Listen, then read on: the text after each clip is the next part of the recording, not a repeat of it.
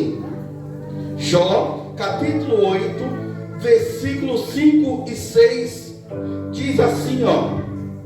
O primeiro amigo de Jó, olha o que ele falou para Jó. Mas se você procurar Deus e implorar junto ao Todo-Poderoso, se você for íntegro e puro, Ele se levantará agora mesmo em seu favor e o restabelecerá no lugar que por justiça cabe a você. Vou ler de novo, tá bom? O primeiro amigo de Jó, Bildade, falou isso aqui para ele, ó. Mas se você procurar Deus, Jó, implorar junto ao Todo-Poderoso, se você for íntegro e puro, Ele se levantará agora mesmo ao seu favor e o restabelecerá no lugar que por justiça cabe a você. Zofar, livro de Jó, capítulo 11. Vamos lá ver o que o segundo amigo de Jó disse a ele no momento de sofrimento. Jó, capítulo 11, versículo 13 ao 15. Agora nós vamos ler o que o segundo amigo de Jó disse para ele no momento do sofrimento, da angústia.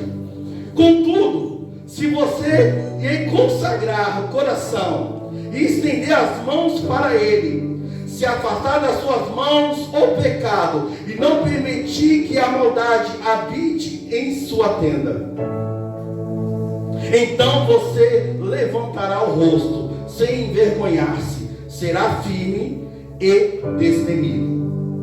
Esse é o segundo conselho, a segunda sugestão que o segundo amigo de Jó, chamado Zofar, deu a ele no seu momento de sofrimento.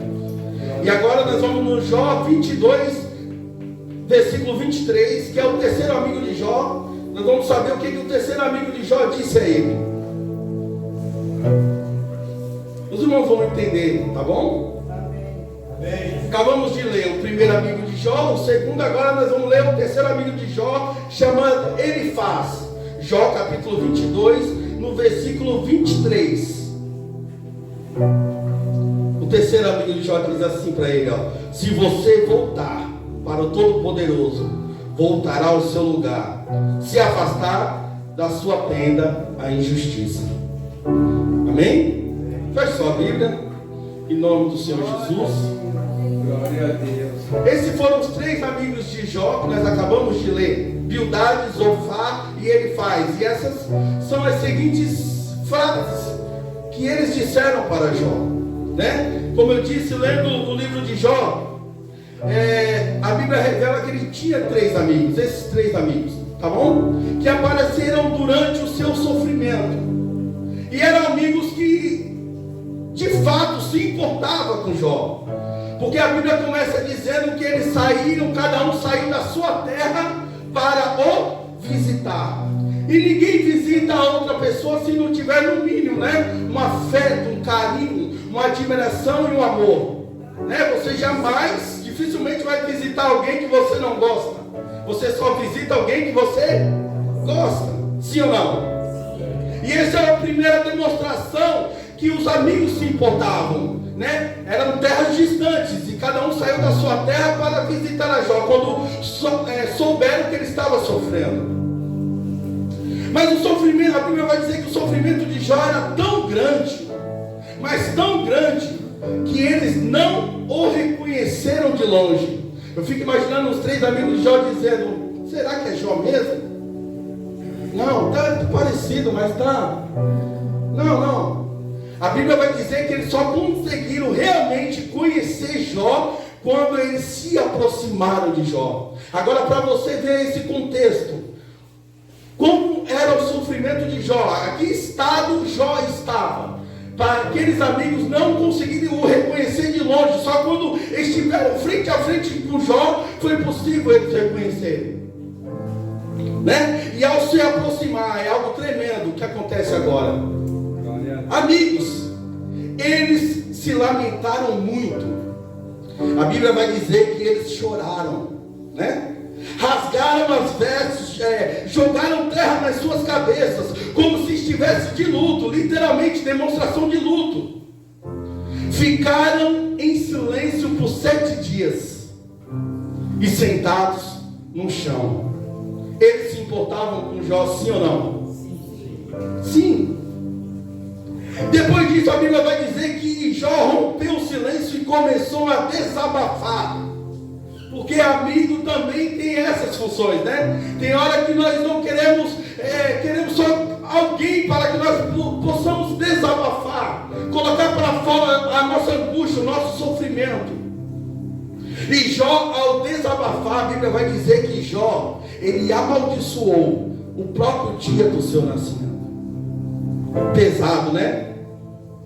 E os amigos de Jó começaram a falar também. Depois desses 7 dias, quando Jó começou a desabafar, os amigos deles também começaram a falar. E foi aí que eles falharam. Se eles tivessem só escutado Jó, estava bom demais. Mas eles começaram a falar. E é aí que nós falamos. E agora começa aquilo que Deus tem para mim e para você nessa noite. Né? Essa pregação Deus me deu de uma pergunta que eu fiz para ele. Né? Nós crescemos sob o jugo desse tipo de fala, desse tipo de frase, desse tipo de pensamento. Eu não sei o que é, se é uma cultura ou uma tradição de pessoas que geralmente não sabem o que se passa. Pessoas sem visão. E agora vem a palavra de Deus, pessoas que relacionam o momento, o nosso sofrimento, aleluia, por falta de fé, oração ou jejum. Vou repetir. Pessoas que relacionam. Foi isso que os amigos de Jó fizeram. Eles relacionaram aquele momento que Jó estava passando, aquele momento de sofrimento, aleluia, como se Jó estivesse sem fé, como se Jó não orava, como se Jó não jejuava. Quantas vezes nós já ouvimos esse tipo de frase e esse tipo de fala no nosso meio? Quando a gente passa, você está passando um momento de sofrimento, um momento de dor, seja ele qual for, um momento de angústia, e a pessoa diz para você que você precisa orar mais, que você precisa jejuar. Meu Deus do céu. Mas, irmão Tiago, nós somos provados? Sim. Irmão Tiago, nós somos tentados a todos os momentos. A Bíblia diz, por isso que Jesus disse, não nos deixe cair em tentação, porque a todo momento nós somos provados, nós somos tentados, né? Nós sabemos que Deus não tenta ninguém, Deus prova. Quem tenta é o diabo. Em todo momento nós somos provados por Deus e somos tentados pelo diabo. Sim ou não? Porém, não é uma regra, não necessariamente tem uma relação. Não é porque a pessoa está passando algum momento de dificuldade, não é porque a pessoa está passando por um momento de sofrimento que ela não ora, que ela não jejua, que ela não consagra. Sim ou não? Nem sempre o nosso sofrimento está atribuído à falta desses princípios básicos. A vida cristã é princípio básico isso. Orar, jejuar, consagrar, ter fé. A Bíblia diz que sem fé é impossível agradar a Deus. Isso é princípio básico que nós sabemos de cor e salteado. E por mais que nós oramos, por mais que nós jejuamos, por mais que nós consagramos, jamais será o suficiente. Amém? Jó, ao lamentar as suas condições e o seu nascimento, passou a ser tratado pelos seus amigos como ímpio. Sim ou não? Nós acabamos de ler o que os 3 amigos de Jó falaram para ele. Jó passou a ser tratado pelas pessoas como um homem justo, que estava em pecado, desobediente e recebendo o sofrimento como castigo. Para aqueles amigos, aleluia, Jó estava passando por tudo aquilo como um castigo de Deus. Acusaram Jó de diversas iniquidades, duvidaram da sua integridade, tentaram convencer Jó que todo aquele sofrimento era porque ele havia abandonado o Senhor. Olha que situação. Passaram a condenar Jó como se ele tivesse feito más obras. De fato, Jó passou por diversas crises, né? Durante a sua vida. Entre muitas crises, eu separei 5 aqui. Jó passou por crise financeira. Você imagina, Jó literalmente dormiu rico e acordou pobre. Crise familiar. Jó perdeu nada mais, nada menos do que 10 filhos. Crise no casamento. A esposa de Jó falou: Jó, abandona esse Deus e faz um favor, morre. Crise na saúde.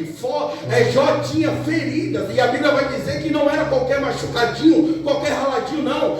Feridas malignas Jó teve na pele.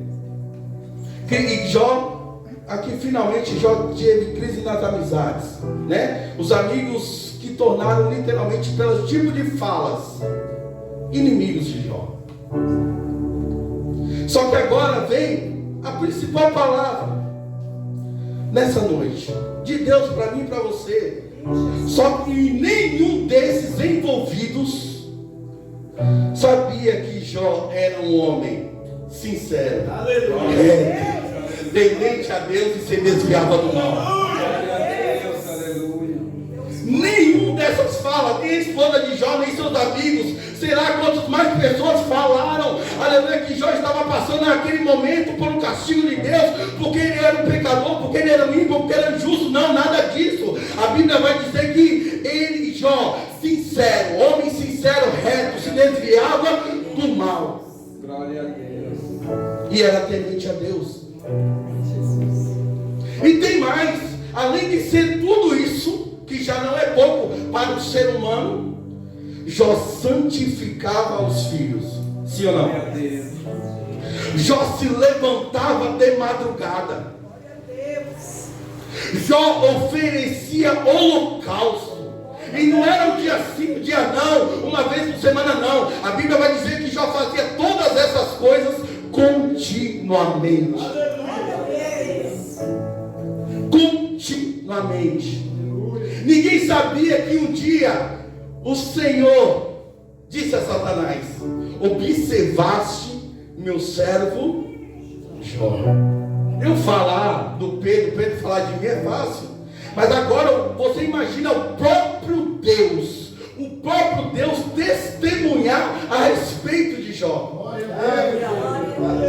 Aí Deus disse para Satanás: porque ninguém há na terra semelhante a ele. Aí Deus fala: sincero, reto, temente a Deus e que se desvia do mal. O próprio Deus testemunhou a respeito de Jó. Glória a Deus.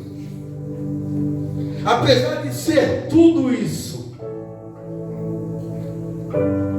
o Deus permitiu que o inimigo tocasse na vida de Jó. Agora, uma pergunta, vamos fazer um culto juntos aqui nessa noite.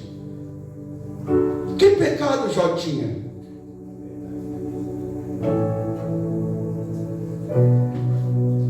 Jó tinha algum pecado? Jó tinha alguma falha, algum erro? E essa palavra é para mim e para você aqui nessa noite. Você me conhece, né? Sair daqui sabendo quem você é de verdade, né? Destruindo esse tipo de fala, esse tipo de frase, esse tipo de julgo que há no nosso meio, no meio das igrejas, no meio do povo de Deus. Porque a primeira coisa que a pessoa relaciona quando a outra pessoa está passando algum tipo de dificuldade é que ela não ora, e que ela não jejua, que ela não se consagra. Não é nada disso. Me responde a respeito de Jó. O que Deus nos ensina a respeito de Jó? Mas, irmão Tiago, tá bom, eu já entendi a respeito de Jó. Mas tem outro exemplo na Bíblia? Tem sim.